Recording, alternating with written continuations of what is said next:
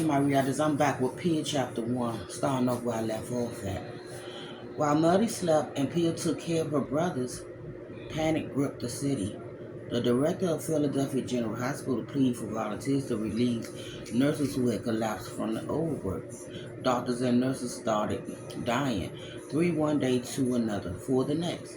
Undertakers ran out of embalming fluid and coffins, and mass police guarded what coffins were left. Grave diggers were either ill, overcharging people, or refusing to bury flu victims. The director of the city jail offered prisoners to help dig graves, but withdrew the offer when he realized there was no healthy guards to watch them. 33 policemen had already died. The citizens of Philadelphia began whispering the word plague. Meanwhile, the Philadelphia Inquirer scorned the closing of public places. What are the authorities trying to do? Scare everyone to death? What is it to be gained by shutting up well-ventilated churches and theaters and letting people press into trolley cars? What then should a man do to prevent panic and fear? Live a calm life. Do not discuss the flu. Worry is useless. Talk of cheerful things instead of disease. For Pia, getting the twins to drink formula out of a bottle proved to be more difficult than she thought. By the time the first feed was over, all three of them were exhausted. When her brothers finally collapsed into a reckless sleep on her bed, it was after midnight. She edged off the mattress, moving slowly and quietly, and peeped into the dark bedroom. Surprised her mother hadn't heard the boys' frustrated cries. Muddy was still sound asleep, her breath like sandpaper against wood. Pia tiptoed into the room, stood by the bed, and, with trembling fingers, reached out to feel her mother's forehead.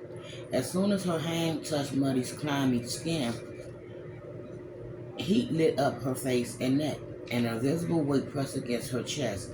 She yanked her hand away, and the frightened sensation disappeared.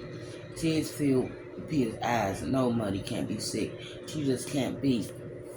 Turning towards the dresser, she quietly opened the bottom drawer, took out a sweater, and laid it over her mother's chest and shoulders, pulling it and the blanket up beneath her chin. She didn't know what else to do.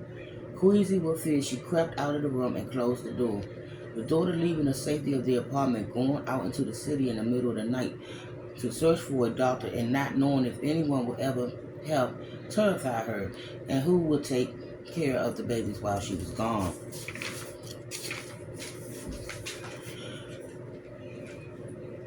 Muddy might be too sick to wash them, and the boys probably shouldn't be near her anyway. Paralyzed by indecision, she turned down the ladder and laid in her bed. The boy's small body snuggled between her and the wall. She needed to organize her thoughts and gather her courage. The sun would be up in a few hours. Then she could ask a neighbor to watch the twins. Muddy always said everything looks less frightening in the light. She hoped so, because right now she was scared to death. Knowing she couldn't sleep, she tried to come up with a plan.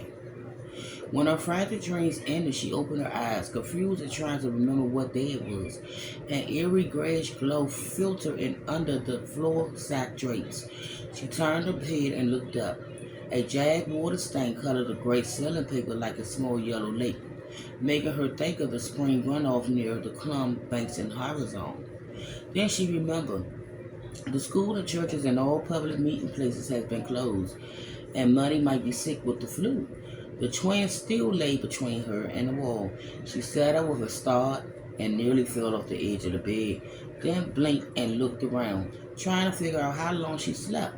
She got up on her knees and pulled aside the drapes. It was dawn, and I'll be back with the last part of this book. The last chapter of Pia. No, chapter 1.